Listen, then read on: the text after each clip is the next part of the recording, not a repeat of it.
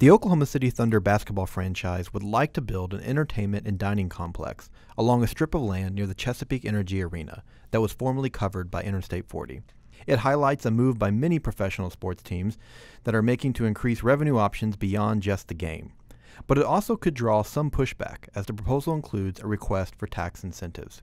Steve Lackmeyer covers economic development and all things downtown for the Oklahoman. And Steve, first up, what exactly is in this proposal from the Thunder? Well, it does envision a pretty entertaining activity zone. You know, the Thunder historically had Thunder Alley. It was scaled down when, due to the location of the event, it was on a public street. They couldn't really control who was there and what they were doing. And we had some things get out of hand. Then they moved it to a part of the street and did it mostly before the game, and it's been a moderate success. They quit using the big screen as much as they have been before.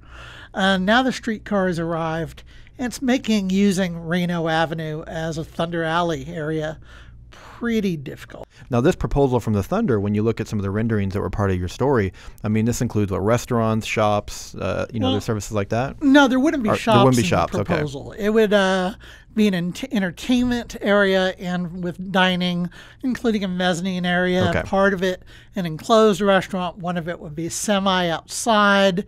They're also looking for like a covered basketball court that could be enclosed during inclement weather. We have some of that here. And they're looking at it as a year-round venue. But this would be owned by the Thunder, right? This would be jointly developed by the Thunder and by Randy Hogan, who developed Lower Bricktown and East Wharf. Okay. And when you look at Bricktown and the surrounding area, there's plenty of entertainment and dining options already before and after the game, but the team isn't getting, a cut of that money, so to speak. So this would be an opportunity for them to kind of have a little bit more of an economic boost before and after game time. Somewhat. Yeah. And I talked to Randy Hogan about this because, like Lower Bricktown, they've got plenty of restaurants. Mm-hmm. They've got plenty of surface parking across the street, and they want to use part of this land for 70 surface parking spaces. That's not going over well with some of our readers. Mm-hmm. And that, I imagine, might be a bit of a public debate, especially as the request for tax increment financing moves through the various review committees, and especially a city council that is about to change quite a bit. Well, and tell us a little bit about that tax incentive request. Okay, so TIF is not new to downtown, and they created about a year or two ago a tax increment financing district that covers a lot of what was known as Quarter Shore. It's now being branded as Park Union, in acknowledgement to Scissortail Park and Union Train Station. That's kind of the gem and all that. And there's also downtown framework that governs use of TIF in that area, which is fairly new. So let's talk about this. This is a stretch of land, as you said. It's in the former I-40 zone. The developers are looking to pay, if I recall right, about $1.2, $1.3 million for the land. That's market value. That sounds about right for the stretch we're talking about. I'm not an appraiser, but based on other sales, it sounds right. It's not a overly generous amount, but it's not a sweetheart deal either. Yeah. Tax increment financing is what made the Skirvin redevelopment possible. It is doing a lot of heavy lifting with First National being saved and redeveloped. It's been used in the past for downtown area housing, no longer, as housing has become a self-sustaining market. It's been used for the Omni. It's not allowed to be used for any more hotels in that immediate vicinity because of the Omni deal. So those trying to tap into Omni, it's a lot tougher to use TIF now than it was 10 years ago. That having said, the way TIF works is you take that piece of land. It's got literally no value right now because it was public land and is still public land. It was deeded from ODOT to Urban Renewal in the city. So you would be starting out at ground zero in value. Well, what TIF does is it says, okay, we're going to agree or not agree that if not for TIF, or because of the better purpose, the overall best and highest use of this land, we need to assist with TIF. And that basically takes the growth in increment. So let's say it grows in value from 0 to $10 million. This is a $10 million project. It's easy to envision. The property tax is envisioned by that $10 million increase. Instead of going to the usual taxing entities, which include schools, libraries, career tech, the city, the county, it goes back into that area for redevelopment purposes. Sometimes it goes into a fund that can be used for other projects.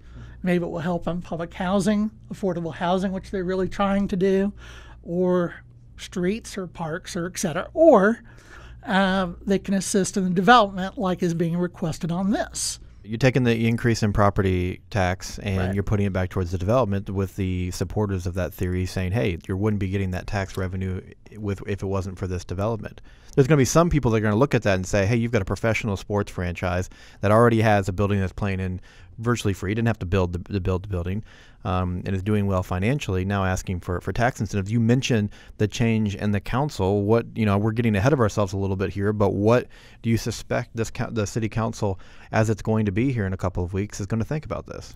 I think that when you look at people like Joe Beth Hammond and James Cooper and with Nikki Nice, you're looking at a council that is going to be far less eager to approve these sort of deals without understanding whether it's really needed and whether this is the highest and best use for that money and whether it moves the needle at all on things they want to see done, which is more affordable housing downtown, walkability, bike-friendly infrastructure, and social services.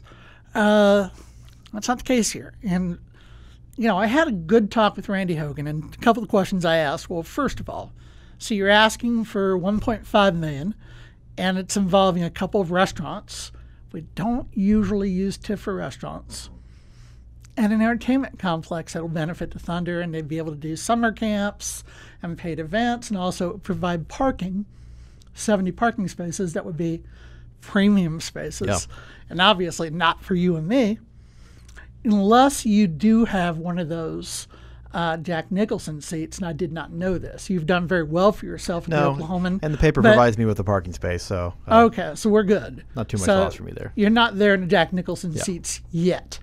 So that's going to really, I suspect it's going to hit some turbulence. I could be wrong. But the other thing is you're talking about $1.5 million out of a $10 million development. That's a very high percentage. And I'm still delving into the downtown framework guidelines, but there is a density requirement now in that area tied to any TIF requests.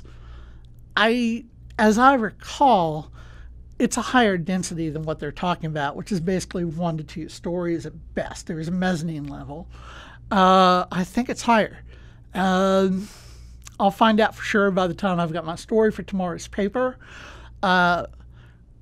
Ben, again, I congratulate you on becoming an editor. My story may be a little bit late, so you'll have to forgive me for that. Sweet talking me to try to get Now, there's one big reader question, and it's not in the proposal, and I do have the answer.